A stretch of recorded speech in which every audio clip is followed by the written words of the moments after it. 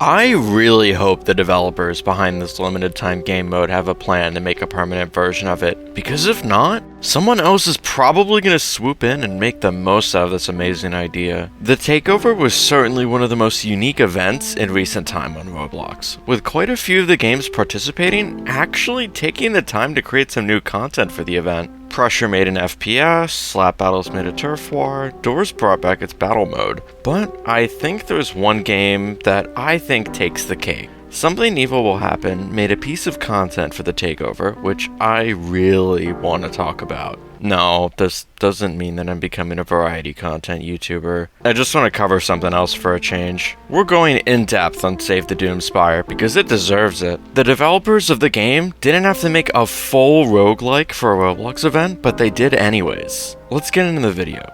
The idea to combine a disaster survival with a roguelike was ingenious. It created a game mode that was actually fun to grind for event currency and unfortunately highly addicting. Before you even get dropped onto the map, you're met with the quest giver, literally who cares, and the map selector. You're given the choice to either go with the map given to you or pick one of 3 randomly selected maps. But there is a catch. These 3 maps will have various modifiers attached to them at random. While Outlet Alley is one of my favorite maps to run in the event, if it's paired with the combo rounds modifier, I might have to think twice before picking it. It's a great way to let the player have some agency over their run, but not too much agency to the point where they can just do the same 2 or 3 maps every run. After the player finally loads into the map, the core gameplay loop begins. Each map rotation lasts for 3 disasters, and it's your goal to survive them all, since if you die, your run is over. Unless it's multiplayer, but I didn't really find that to be fun. But this is where Takeover mode deviates from Something Evil's standard mode. In a map rotation, you aren't just required to survive the disasters, but you need to spray graffiti, optionally pick up hats to boost your stats, and gears for various boosts. You're required to spray 40 graffiti to reach the final boss, and there's only 10 per map rotation. Although if you're able to spray all 10 on the map instantly ends, which is a viable strategy to escape some unfavorable rounds. While collecting hats is optional, they greatly boost your chances of survival. The 20 max health boost from a Headrow can mean life or death after all. Although getting hats on a map is usually a quick endeavor, all you need to do is hold the E button on hat dispensers for less than a second to make them start printing it, and then you can focus on something like graffiti or another dispenser while it's making the hat. There's also gear dispensers, which do the exact same thing, but dispense a gear instead.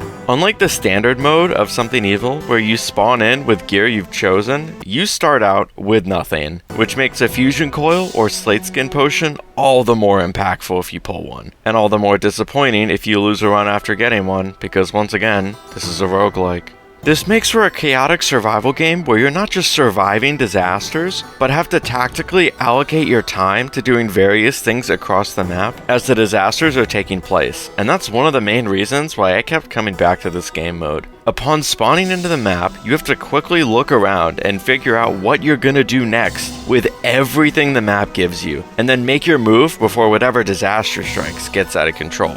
But I know what you're about to say. Craft, why not take it slow and steady with your graffitis? You have all game to spray 40 of them. Well, that's where the slowly ramping difficulty comes into play. After every disaster, the difficulty ticks up by, I think, 0.5, but someone go correct me in the comments if it's not. You want to get your graffiti done as fast as possible, because higher difficulties, usually 8 and above, give huge buffs to disasters, such as water Draco Pillars being added to Draco Pillars, and void lasers being added to Laser Sweep. While these buffs can be played around with enough skill, one unlucky slip-up is all it takes to be sent right back to the start. I swear to God, if it's Sharpshooter, that would be 3 auto-scrollers in a row.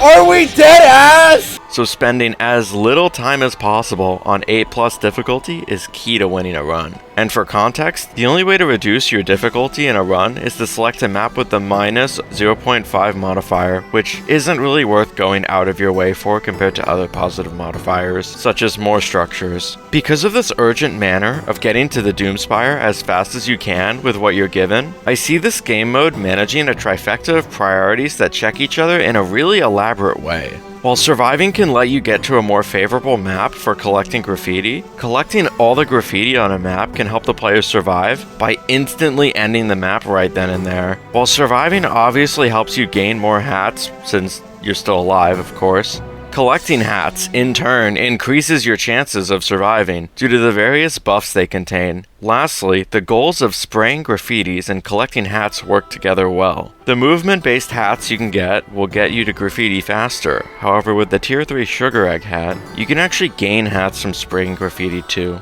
It's this constant push and pull between survival, graffiti, and hats that made this takeover mode so engaging. Every choice you make feeds into the next, so no run ever feels the same. Of course, all this careful juggling wouldn't matter if moving around the map didn't feel so good, and that's where the movement side of this roguelike really shines.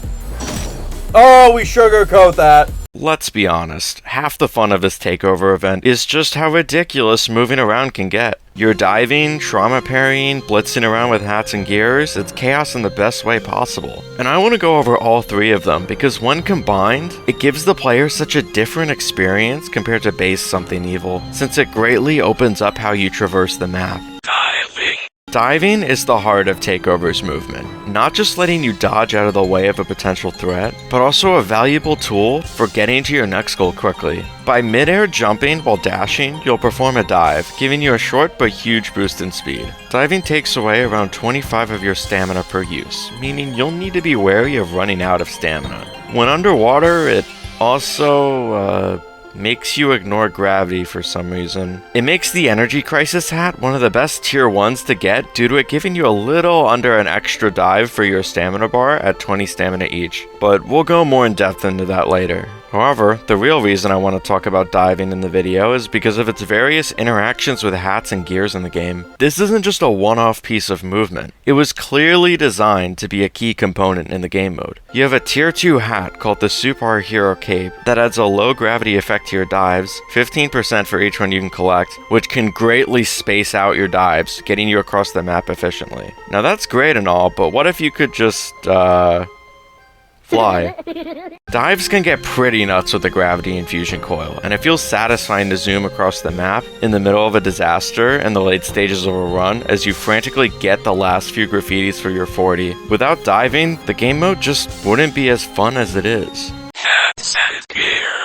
I am so glad the developers did not potential balance the hats and let them all stack freely instead, because it's so fun to get an absurdly stacked collection of hats for the Doomspire fight. There are no caps. Although where's the fun in just saying those 4 words and leaving the section? This is the best takeover game for a reason. Do you want to play a Kirby game and have infinite jumps? Stack balloon ninjas. Do you want to be a speed demon? Stack the headbands. Do you absolutely hate ragdolling? Stack stage props. And it's not like it's just stacking hats. The gears you pick up join in on the fun here. Do you want infinite buffs for no reason whatsoever? Use a regeneration coil with comedy to get every buff under the moon. Is having infinite jumps somehow not enough for you? Use a gravity or fusion coil and the sky's no longer the limit. I don't care that trauma parrying is in the base game. I found out about it through the event, so we're going over it. I love the concept. As you can tell by the random hat generators, random gear generators, and the randomly picked disasters, this roguelike is a little random. If only there was a consistent skill-based method of negating trauma, something commonly encountered in runs. Enter trauma parrying. Upon taking trauma damage, for example from fall damage or a breakable part of the map hitting you, you can click the spacebar to avoid a ragdoll. However, this isn't free. Not only does trauma parrying cost stamina, but it's an extremely precise maneuver. Although if you're able to pull it off, it can be huge. With how fast-paced the game is, and all of the stuff that's happening around you during a round, it feels like you're catching a bullet out of the air trying to time this extremely precise input, and I love it. The satisfying ding sound that plays when you pull it off is just the cherry on top. It adds some much needed consistency to the inconsistency of the game mode, and if you've been around on my channel for a while, you'll know that always scores bonus points with me. If you're at this point in the video, I just want to say thanks for watching. If you like what you're seeing, feel free to leave a like on the video so more people can see it. If you want to know when more content drops, feel free to subscribe as well. Remember all those hats I was talking about in the previous section? Yeah, we're talking about them now. Hats can make or break a run. giving the player valuable boosts in the early game and then stacking their benefits in the late game for your fight against the Doomspire. However, they wouldn't be as much of a thing to go over in this video if there weren't two specific structures that can appear in a run which allow you to go for objectively better hats if given the opportunity. Printers and Red Doomspire Givers. Printers show a specific hat to the player, and if interacted with, will generate a copy of said hat as long as the player has a different hat of equal rarity, and then remove a random hat of equal rarity from the player's inventory. So if you really wanted a specific hat, such as a Headrow or Balloon Ninja, you could sack hats of an equal rarity to get more health, or an extra jump respectively without dealing with hat generator RNG. The Red Doomspire Giver is an entirely different can of worms. Instead of requiring you to sacrifice something, it gives you 3 different hat options of the same rarity. It's then up to you to pick which one of the 3 hats you need more off the Red Doomspire Giver, as the other 2 will disappear once you've made your choice. These 2 structures make it so you have some consistency over which hats you're looking for, meaning if you think certain hats are better than others, you have a way to choose them over others, and wow, look, a tier list! We're going over all the hats and ranking them based on how good they've been in my runs in a lightning round, because I appreciate the wide variety of hats you can get. Tier 1 hats. Tier 1s are the common rarity of hats, the stuff you're usually going to be pulling from hat givers, providing the lowest amount of utility to the player for hats. As you're going to be met with a lot of them during a run, it's a good idea to get used to them and which ones you'd selectively want over the other ones. We have a lot of hats here to cover, so let's get into it. Corporate Ninja is certainly one of the hats of all time. For each copy on the player, flings will be 10% weaker. While it's great when tons of parts are flying around the map, there's better tier 1s at the player's disposal. C tier. Energy Crisis. One of the best tier 1s for a simple reason. Who wouldn't want extra stamina for sprinting or diving? Each copy gives 20 extra max stamina to the player, greatly extending the amount of time you can sprint in high stacks. A tier, one of the best tier 1s in the game. Headrow. It gives extra health. Need I say more? For each copy you have, you'll gain 20 more max health. I always try to get a Headrow or 2 in the early game since your mobility options are pretty bare bones then, so you'll typically be taking some damage. A tier. Headstack. Great for blocking damage when things go wrong. It reduces incoming damage by 50% on the first hit, increasing by 15% per stack. What first hit means, I don't really know. I assume there's a cooldown for it. B tier, pretty middle of the pack. Do you like sprinting? Do you want to sprint even faster? Say no more, as Ninja Headband increases your sprint speed by a whopping 20% per stack. B tier, as I find a larger stamina bar to be more useful than a faster sprint. Pirate Headband. Another good movement hat to go for. This one increasing your walk speed by 10% per stack. Since you're not always going to be sprinting, a small passive boost in your walk speed can be very helpful in certain situations. But the 20% sprint boost is simply better. C tier. Rubber Duck. Trauma parrying, but gambling.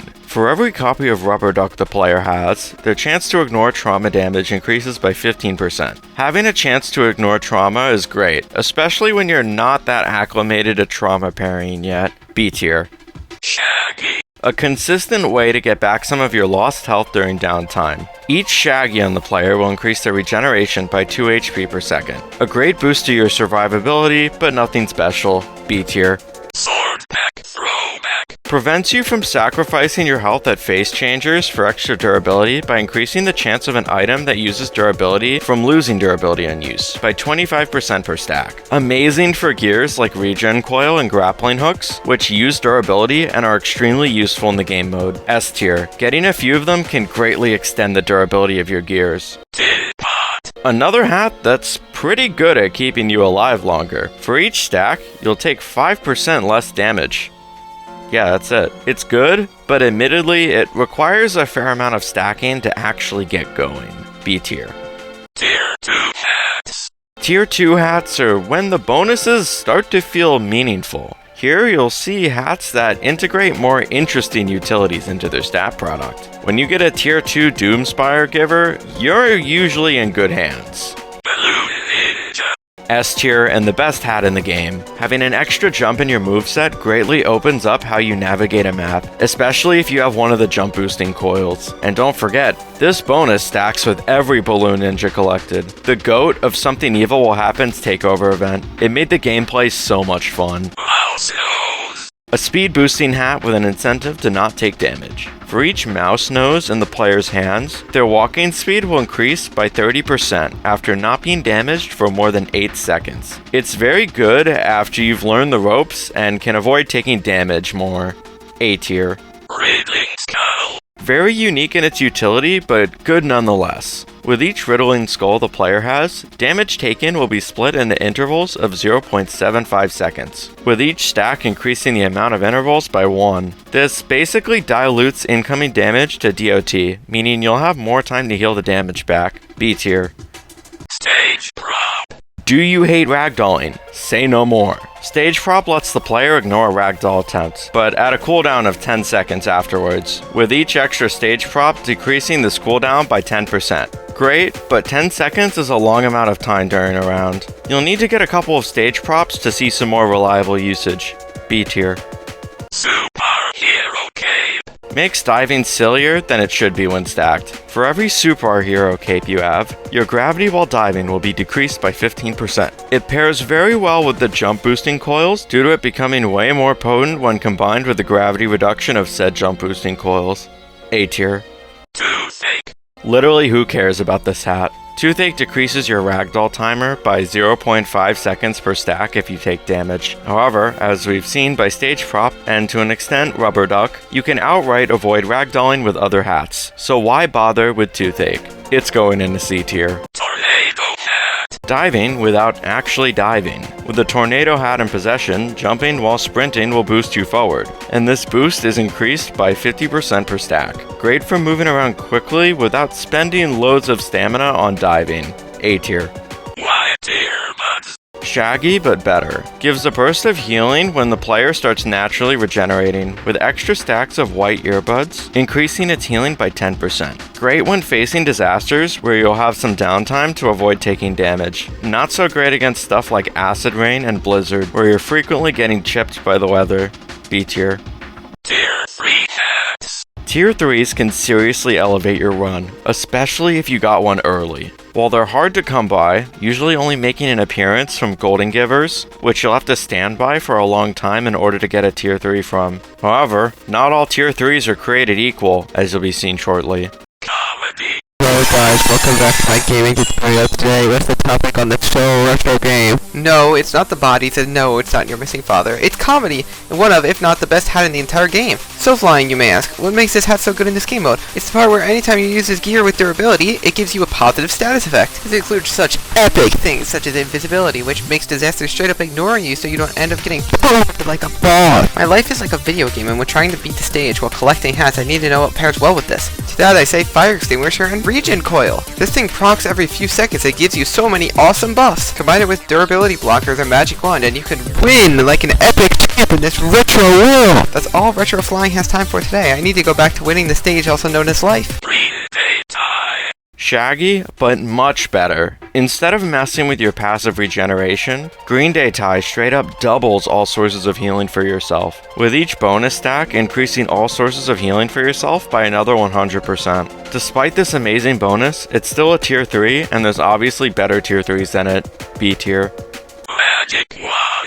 A great hat for any run due to its synergizing with your gears, something you're going to be utilizing throughout your entire run. All gear cooldowns will be reduced by 50% for each magic wand the player has. Magic wand will always be a game changer for your run, getting you access to your gears faster after you use them.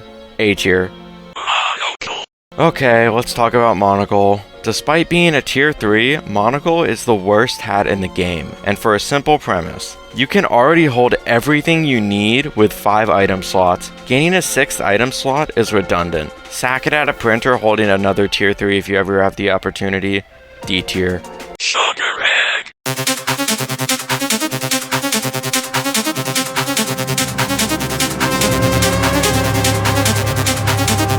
If there's one thing the Takeover game mode proved, it's that Something Evil has the potential to be more than just a disaster survival game. With a roguelike structure, crazy movement tech, and fun hat synergies, this event showed us what's possible when you push the disaster survival formula to its limit. If the devs ever make a version of this that's permanent, I think it could easily become one of the best games Roblox has ever had. See ya.